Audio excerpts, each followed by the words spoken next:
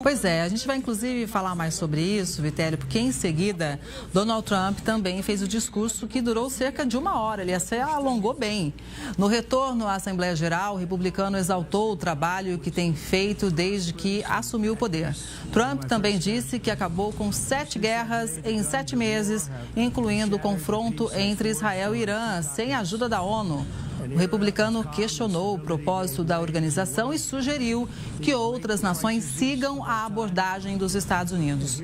Sobre a guerra no Oriente Médio, Trump afirmou que é preciso acabar com o conflito e resgatar todos os reféns em poder do grupo terrorista Hamas. Ele ainda disse que reconhecer um Estado palestino é recompensar as atrocidades terroristas. Já sobre a guerra na Ucrânia, Trump disse que esperava por uma solução mais fácil e questionou o apoio de países da OTAN, que, segundo ele, financiam o conflito ao fazer negócios com a Rússia. Ele ainda falou sobre a crise migratória mundial, as ações norte-americanas contra a Venezuela, a violência nos Estados Unidos, a chamada Agenda Verde de países europeus e as tarifas aplicadas contra outros países. Antes de encerrar, olha só, Trump falou sobre o presidente Lula, então vamos ouvir. Eu estava chegando aqui, o líder do Brasil estava aqui. Nós o vimos, ele me viu, eu vi, nós nos abraçamos. Eu estou dizendo, você pode acreditar que eu vou falar isso em 2 minutos? Na verdade, concordamos que nós nos encontraríamos na próxima semana. Não tivemos muito tempo para conversar, 20 segundos.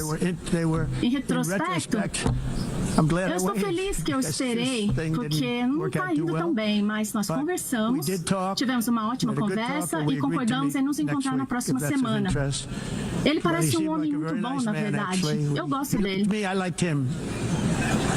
Eu só faço negócio com pessoas que eu gosto. Quando eu não gosto das pessoas, eu não gosto das pessoas. Nós conversamos por 39 segundos e tivemos uma excelente química, é um bom sinal. O que a gente pode dizer sobre essa frase do presidente norte-americano, Vitélio? Kelly, olha, primeiro, nós precisamos ser moderados com o Trump. Por quê? O fato dos dois conversarem é um primeiro passo, quebra o gelo. O Brasil e os Estados Unidos têm relações há 201 anos. Não faz sentido que os dois chefes de Estado não se falem. Os Estados Unidos são o segundo maior parceiro comercial do Brasil e a potência, o país estrangeiro que mais investe no Brasil, ok? Agora, os dois nunca se falaram, o que é um absurdo. Eles tiveram oportunidades, já estiveram nos mesmos lugares. Os dois foram, por exemplo, ao velório do Papa Francisco, não se falaram. Os dois estiveram no encontro do G7 no Canadá há alguns meses. O Trump saiu antes do Lula chegar. E agora, essa ida do presidente brasileiro à Assembleia Geral da ONU já era vista como uma possibilidade dos dois conversarem, embora no ano passado, por exemplo, quando o Biden chegou atrasado, o ex-presidente dos Estados Unidos, o Lula já tinha discursado e os dois acessaram o palco por portas diferentes, então acabaram não conversando.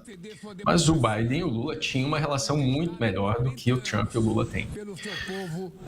Agora, por que nós precisamos ser moderados? Primeiro, as sanções dos Estados Unidos continuam sendo aplicadas contra o Brasil. Foram aplicadas, inclusive, ontem contra a esposa do juiz Moraes e contra pessoas ligadas indiretamente ou diretamente ao Moraes, tanto no seu escritório quanto juízes que tomaram decisões junto com ele, em alguns aspectos, como no TSE, por exemplo. E veja, não há indício de que o fato do Trump e o Lula conversarem significará que os Estados Unidos deixarão de sancionar o Brasil. Pelo contrário, a Lei Magnitsky nunca foi revogada na sua história de aplicação. Os Estados Unidos, embora tenham esse poder, nunca revogaram a aplicação dela quando foi aplicada.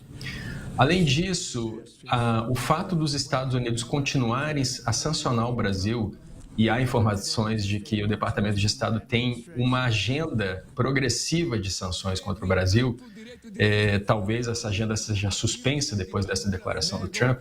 O fato disso estar acontecendo demonstra que o tom dessa conversa deve ser de demanda. Os Estados Unidos demandarão ações do Brasil, inclusive porque o Trump também, nesse discurso, disse que o Brasil é muito protecionista, que a relação não tem ido bem, mas que depois desse encontro, que ele, resumindo, simpatizou com esses 20 a 30 segundos, no início ele falou que foram 20 segundos, depois 30, simpatizou com o presidente do Brasil, pode haver uma conversa na semana que vem.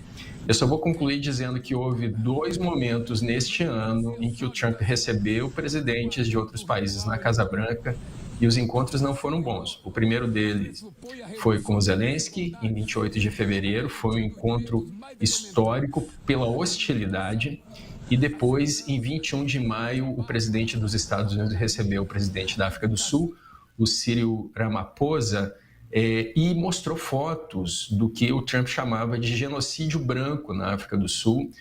Dizia que o governo sul-africano tenta confiscar terras de fazendeiros brancos e que promove uma política anti-americana.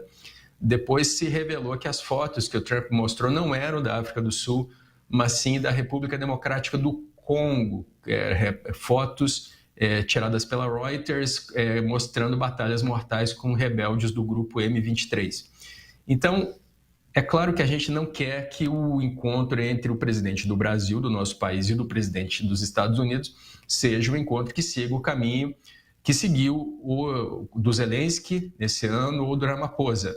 Mas o fato de haver uma conversa não indica exatamente que o clima seja amistoso, pelo menos até o momento, Kelly. Pois é, inclusive no encontro do Zelensky, nós estávamos ao vivo aqui no Conexão, a gente transmitiu tudo em tempo real, realmente foi dramático, não é, Vitélio? De qualquer forma, por mais difícil que venha a ser essa conversa, se ocorrer realmente na semana que vem, como foi dito pelo Trump, há a previsão desse encontro, e também por esse histórico que você já traçou para a gente, ou seja, não vai ser um chá das 5, né? Pelo menos a gente não prevê isso, até porque o Trump também disse que o Brasil impõe tarifas injustas aos Estados Unidos. Ele disse isso novamente hoje durante o discurso na Assembleia da ONU.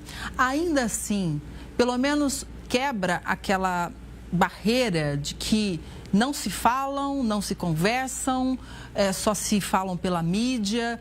Como que a gente pode avaliar? Eu sei que otimismo demais não é prudente neste momento, mas ainda assim, seria um caminho para que realmente um começo de uma conversa aconteça para a gente tentar reverter esse tarifaço? É um caminho possível. Eu vou te dar um fato.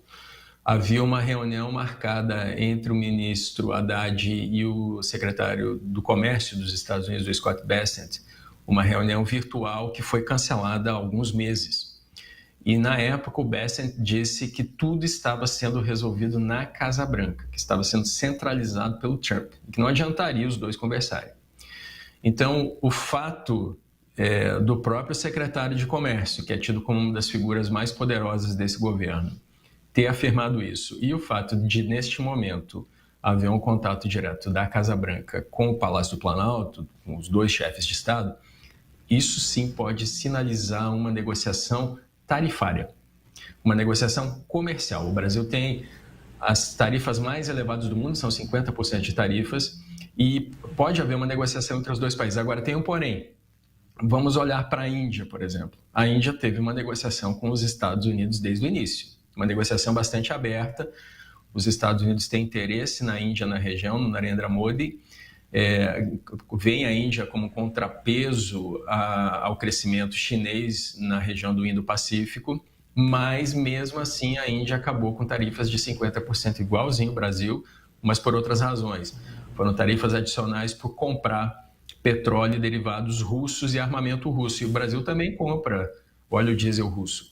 Então, a questão é, o fato de haver uma conversa é um início, é um primeiro passo, é necessário, é previsto, inclusive, nas funções dos dois presidentes. No caso do Brasil, é o artigo 84 da Constituição Federal, o chefe de Estado representa a diplomacia brasileira, mas isso não quer dizer que haverá avanço se a gente olhar para outros países, porque a gente precisa ser moderado nesse momento e analisar as informações que nós temos. As informações que nós temos é que negociações entre outros países nem sempre levaram um resultado positivo para esses países e que reuniões na Casa Branca nem sempre foram amistosas, como aconteceu com o Zelensky e com o Ramaphosa nesse ano, Kelly. Pois é, inclusive, por exemplo, vamos citar a Coreia do Sul, que fez um acordo verbal aí com o Trump e agora diz que é impossível de cumprir. Então, nem sempre aquilo que é conversável depois fica viável para o país. A gente está pontuando tudo aqui para colocar todo mundo com os pés no chão. De qualquer forma, Vitelli, vamos tentar ler as entrelinhas aqui, sabendo que o Trump ele é imprevisível, ele tem esse jeito explosivo, às vezes, de pressionar, né, pensando sempre no American First, enfim. Mas o que poderia ter levado também o Trump a ter esse tom, dizer, olha, eu gostei do Lula, ele parece uma pessoa legal, a gente vai conversar na semana que vem, eu faço negócio com quem eu gosto, com quem eu não gosto, aí fica mais complicado, né? Isso resumindo o que ele falou ali no discurso durante a Assembleia Geral da ONU.